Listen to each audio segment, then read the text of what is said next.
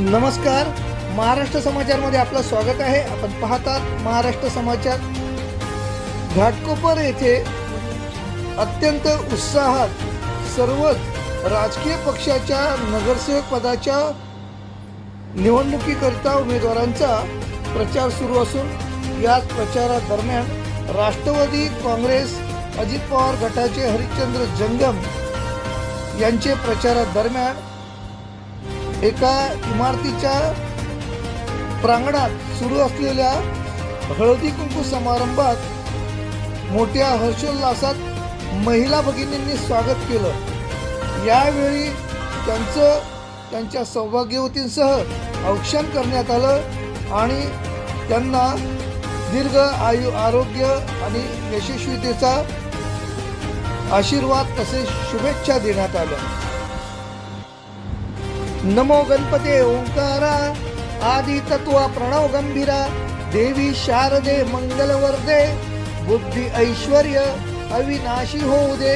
ओम महालक्ष्मीच्या विद्महे वैष्णवपत्नीच्या धीमहि तन्नो लक्ष्मी प्रचोदयात. ओम नारायणाय विद्महे वासुदेवाय धीमहि तन्नो विष्णु प्रचोदयात. ओम या देवी सर्वभूतेषु लक्ष्मीरूपेण संस्थिता. नमस्तस्यै नमस्तस्यै नमस्तस्यै नमो नमः. ओम श्री महालक्ष्मी देवे नमः. सर्वोपचारार्थे गंधाक्षत पुष्पम हरिद्राकु अक्षतांचे समर्पयामि. ओम महालक्ष्मीच्या विद्महे वैष्णवपत्नीच्या धीमहि तन्नो लक्ष्मी प्रचोदयात. असा श्लोक म्हणत उमेदवार जंगम यांच्या सौभाग्यवतींचं हरिद्रा कुंकुम अक्षतांनी औक्षण करण्यात आलं आणि त्यांना दीर्घ आयु, आरोग्य परमेश्वराच्या कृपेने प्राप्त व्हावं, त्यांना त्यांच्या सर्व मनोकामना पूर्ण व्हाव्यात अशा शुभेच्छाही देण्यात आल्या. या प्रसंगी राष्ट्रवादी काँग्रेस पार्टीचे नगरसेवक पदाचे उमेदवार हरिश्चंद्र जंगम नेमकं काय म्हणाले? नमस्कार, मी हरिश्चंद्र जंगम, प्रभाग क्रमांक 125चे राष्ट्रवादी काँग्रेस पक्षाचा अधिकृत उमेदवार.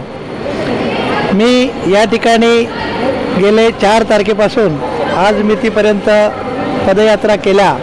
त्याच्यामध्ये मला दिवसेंदिवस उत्तम प्रतिसाद लाभत आहे आणि मला आशा आहे, अपेक्षा आहे की मी प्रभाग 125मधून नक्कीच यशस्वी होणार. मी आमच्या प्रभागामध्ये 21 उमेदवार आहेत. त्याच्यापैकी 30 उमेदवार आहेत, 2 शिवसेना आहेत आणि आमची एकच राष्ट्रवादी आहे. त्यामुळे मला प्रतिस्पर्धी असा कोणी वाटत नाही. नेमका महत्त्वाचा काय प्रश्न आहे जो तुम्ही निवडून आल्याच्यानंतर सोडवू शकता?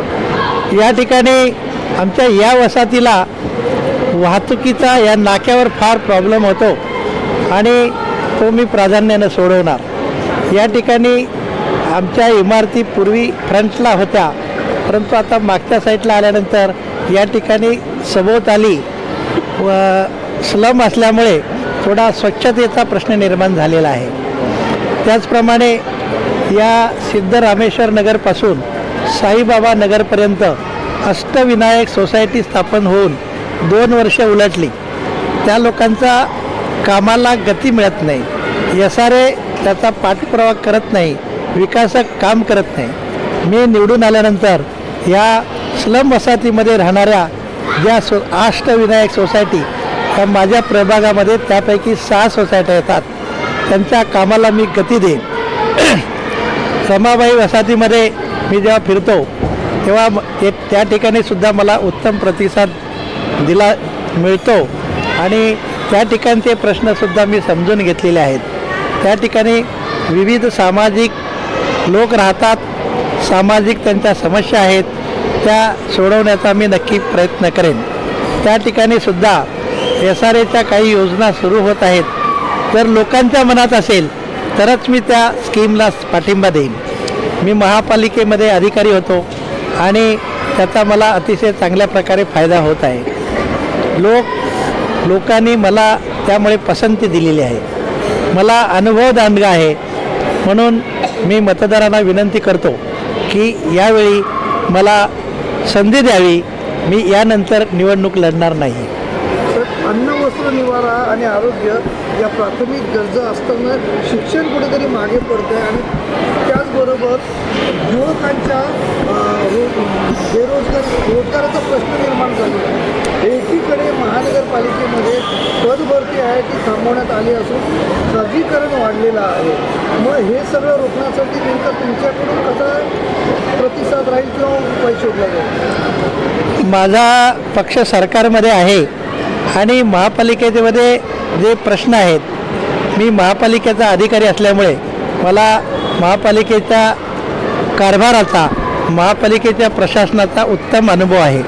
त्यामुळे सुशिक्षित बेरोजगार आणि बाकीच्या ज्या समस्या आहेत त्या सोडवण्यासाठी माझ्या शासनाकडे मी पाठपुरावा करेन. शेवटचा प्रश्न आहे. घाटकोपर हा अधिकतर गुजराती संख्येने बघितला होता की गुजराती संख्या मोठ्या प्रमाणात आहे आणि मागेही एक असा प्रश्न घडलेला घाटकोपरच्या गुजराती भाषेवरनं. त्याचा प्रतिसाद कुठंतरी आपल्याला मिळतो का, असं की त्याचा वाद किंवा त्याचा सामोरं जावं लागतं का आपल्याला? माझा प्रभाग आहे हा मिक्स वस्तीचा आहे. त्या ठिकाणी गुजराती, मराठी, दलित सर्व गुण्यागोविंदाने नांदतात. या ठिकाणी अल्पसंख्याक समाजसुद्धा आहे, परंतु या ठिकाणी मला कुठेही असा मतभेद, गुजराती मराठी असा वाद कुठेही दिसला नाही आणि आम्ही त्यांना गुण्यागोविंदाने नांदण्याबद्दल सतत मार्गदर्शन करत राहणार. थँक्यू. धन्यवाद.